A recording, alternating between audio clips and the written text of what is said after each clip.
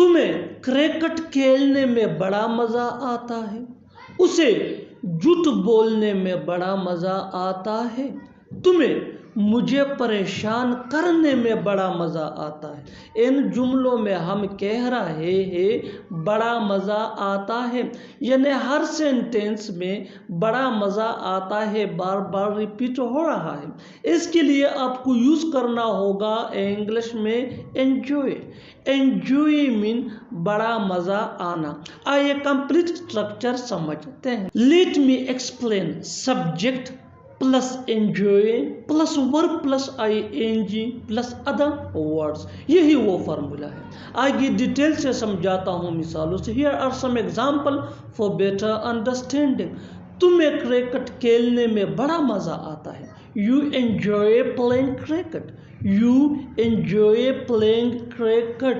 اسے جھوٹ بولنے میں بڑا مزہ آتا ہے۔ He enjoys telling a lie۔ He enjoys telling a lie۔ تمہیں مجھے پریشان کرنے میں بڑا مزہ آتا ہے۔ You enjoy annoying me۔ You enjoy annoying me۔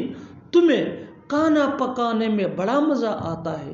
You enjoy cooking food۔ You enjoy cooking food۔ اور آخر میں یہ سینٹنس آپ کے لیے کامن سیشن میں اس کا جواب ضرور دینا۔ اسے یہاں رکنے میں بڑا مزہ آتا ہے۔ چھوٹی چھوٹی باتوں پر برا مت مانو۔ چھوٹی چھوٹی باتوں پر بحث مت کرو۔ وہ چھوٹی چھوٹی باتوں پر چلاتا ہے۔ ان جملوں میں ہم کہہ رہے ہیں چھوٹی چھوٹی باتوں پر، یعنی ہر سینٹینس میں چھوٹی چھوٹی باتوں پر بار بار ریپیٹ ہو رہا ہے۔ اس کے لیے آپ کو یوز کرنا ہوگا انگلش میں over small thing۔ over small things مین چھوٹی چھوٹی باتوں پر۔ آئیے کمپلیٹ اسٹرکچر سمجھتے ہیں۔ Let me explain sentence plus over small things۔ Sentence یہ سچویشن کے حساب سے ہوگا، یہی وہ فارمولا ہے۔ آگے ڈیٹیل سے سمجھاتا ہوں مثالوں سے۔ Here are some example for better understanding۔ چھوٹی چھوٹی باتوں پر برا مت مانو۔ Don't feel bad over small things۔ Don't feel bad over small things۔ چھوٹی چھوٹی باتوں پر بحث مت کرو۔ Don't argue over small things۔ Don't argue over small things۔ وہ چھوٹی چھوٹی باتوں پر چلاتا ہے۔ He shouts over small things۔ He shouts over small things۔ چھوٹی چھوٹی باتوں پر غصہ مت کرنا۔ Don't angry over small things۔ Don't angry over small things۔ اور آخر میں یہ سینٹنس آپ کے لیے کامن سیشن میں اس کا جواب ضرور دینا۔ چھوٹی چھوٹی باتوں پر غصہ مت کرو۔ وہ کس مضمون کا استاد ہے؟ آپ کس ملک کے شہری ہو؟ وہ کس پارٹی کا رہنما ہے؟ ان جملوں کے لیے انگلش کا WH ورڈز یعنی which what who etc use ہوتا ہے۔ آئیے کمپلیٹ اسٹرکچر سمجھتے ہیں۔ Let me explain WH word plus helping verb plus subject plus object plus of plus question mark. آگے ڈیٹیل سے سمجھاتا ہوں مثالوں سے۔ Here are some example for better understanding۔ وہ کس مضمون کا استاد ہے؟ What subject is he teacher of؟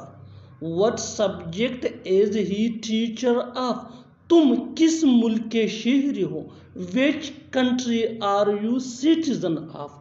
Which country are you citizen of؟ وہ کس پارٹی کا رہنما ہے؟ Which party is he leader of؟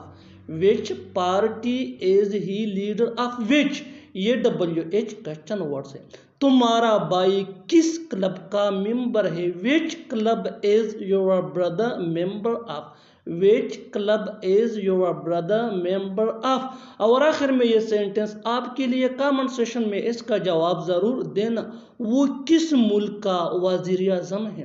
شروع میں ایسا ہوتا ہے۔ شروع میں اسے دقت ہو سکتی ہے۔ شروع میں بھی پڑھائی میں کمزور تھا۔ ان جملوں میں ہم کہہ رہے ہیں شروع میں، یعنی ہر سینٹنس میں شروع میں بار بار ریپیٹ ہو رہا ہے. اس کے لیے آپ کو یوز کرنا ہوگا انگلش میں انیشیلی. انیشیلی مین شروع میں. آئیے کمپلیٹ اسٹرکچر سمجھتے ہیں. Let me explain.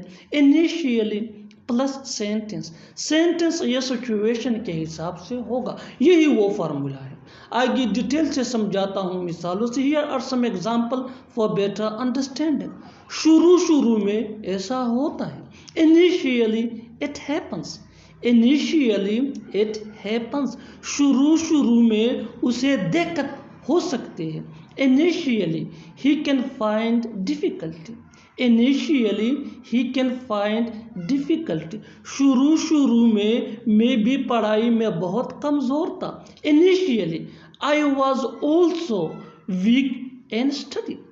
Initially I was also weak in study. شروع میں ہر کسی سے غلطی ہوتی ہے. Initially everyone makes mistake. Initially everyone makes mistake. اور آخر میں یہ سینٹنس آپ کے لیے کامن سیشن میں اس کا جواب ضرور دینا. شروع میں وہ بہت شرمیلا تھا. وہ بدلہ لے کر رہے گا. ہم انگلش سیکھ کر رہیں گے. وہ اس سے شادی کر کے رہے گا. ان جملوں کے لیے انگلش کا یہ اسٹرکچر یوز ہوتا ہے. Let me explain. Subject plus helping ورب. ہیلپنگ ورب یہ سبجیکٹ کے مطابق ہوگا plus determined two plus V1 یعنی first form of verb plus other words. یہی وہ فارمولا ہے. آگے ڈیٹیل سے سمجھاتا ہوں مثالوں سے. Here are some example for better understanding. وہ بدلہ لے کر رہے گا. He is determined to take revenge. He is determined to take revenge. ہم انگلش سیکھ کر رہیں گے. We are determined to learn English. We are determined to learn English. وہ اس سے شادی کر کے رہے گا. He is determined to marry her. He is determined to marry her. میں تمہیں ہرا کر رہوں گا. میں تمہیں ہرا کر رہوں گا. I am determined to defeat you. I am determined to defeat you. اور آخر میں یہ سینٹنس آپ کے لیے کامن سیشن میں اس کا جواب ضرور دینا. وہ وہاں جا کر رہے گا. کچھ بھی کہو تم وہاں نہیں جاؤ گے. کچھ بھی کہو وہ نہیں آئے گا. کچھ بھی کہو میں نہیں مانوں گا. ان جملوں کو غور سے دیکھو. اسی جملے ہم اپنے ڈے ٹو ڈے لائف یعنی روزمرہ زندگی میں ضرور بولتے یا سنتے ہیں. ایسے جملے ہمیں روز بولنے یا سننے کو ملتے ہیں اپنے ڈے ٹو ڈے لائف میں.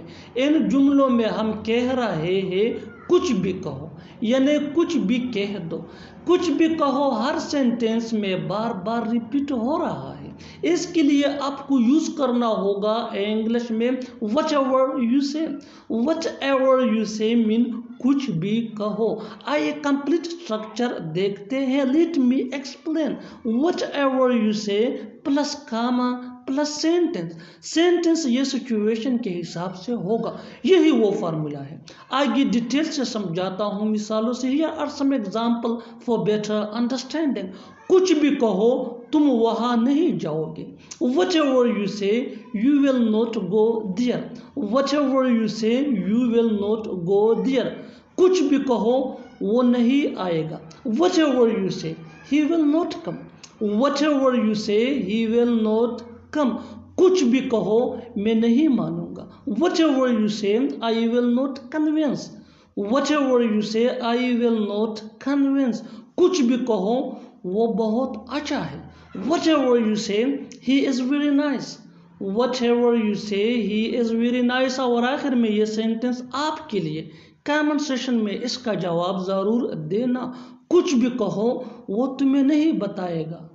کچھ بھی کہو وہ تمہیں نہیں بتائے گا.